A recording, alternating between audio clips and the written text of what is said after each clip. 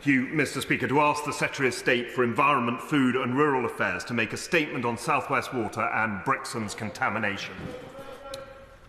Thank you, Mr. Speaker. On Monday the 13th of May, South West Water was notified by the UK Health Security Agency of a cryptosporidium cases in the Brixham area. South West Water undertook monitoring Monday evening into Tuesday, with the results Wednesday morning identifying crypto in the Hillhead distribution area. A boiled notice was issued for customers on Wednesday the 15th of May to cover the Hillhead area and also the Alston area, and I know this has caused considerable concern and disruption to the local community. Today, UCSA have identified at least 46 confirmed cases of cryptosporidium, but given symptoms may take up to 10 days to emerge, obviously that may continue to rise. 2 people have been hospitalised. 2 bottled water stations were initially opened on the Thursday the 16th, and in my call with the Chief Executive on Friday, I requested a third to be opened and the hours extended, both of which then happened, effective from Saturday. I also raised concerns with including those shared with me by the member for Totnes and the member for Torbay in terms of compensation, which was inadequate. That was raised to £115 for residents in the Alston supply area. It's now gone to £215 for those continuing to be affected in the Alston area. And in terms of businesses, a helpline has been established, and I requested that work with local MPs to streamline the process. In addition, the Minister for Agriculture visited the community on Friday. To date, whilst 16,000 properties were initially subject to the boil notice, 85% of those, so 32,000 of the residents, 14,500 properties, who received their water from the Alston Reservoir have now had that boil notice lifted.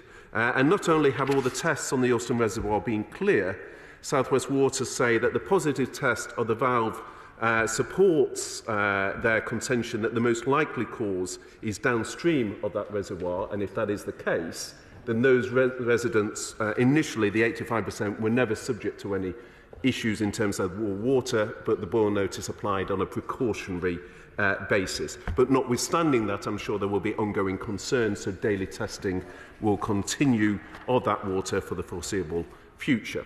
On the Hillhead Reservoir, this has now been drained, cleaned and refilled. A flush of the network started this morning aimed at removing traces of crypto detected in the system.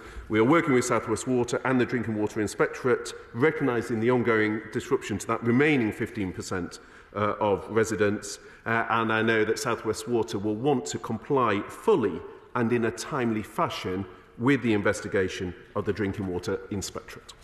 Anthony Mangnall. Thank you, Mr. Speaker, and thank you for granting this UQ. I might just start by thanking the Secretary of State and his Minister for Rivers for their extraordinary cooperation over the last week. I have wanted from nothing from them, and they have done an extraordinary job, and I thank them and their team for being on hand at a moment's notice to liaise with me and to the local organisations within my constituency and that of the member for Torbay.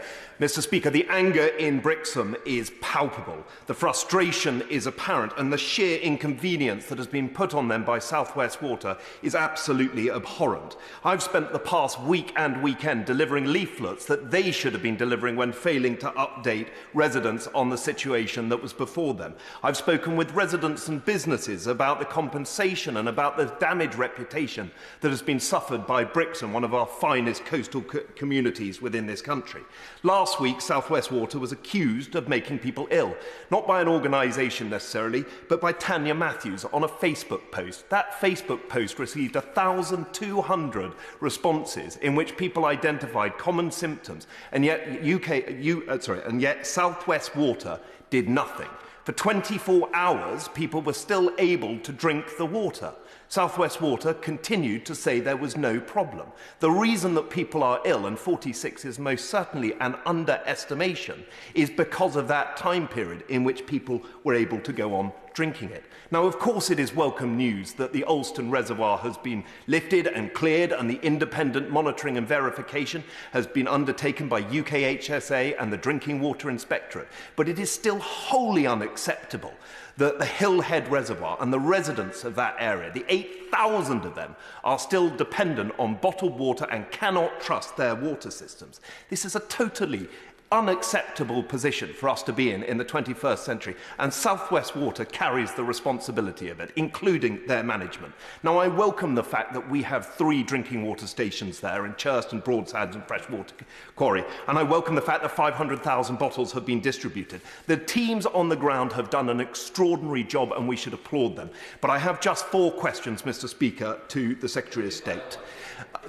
If I may, can UKHSA and DWI continue to provide independent results over the coming weeks and months to make sure there is confidence in the drinking water supply?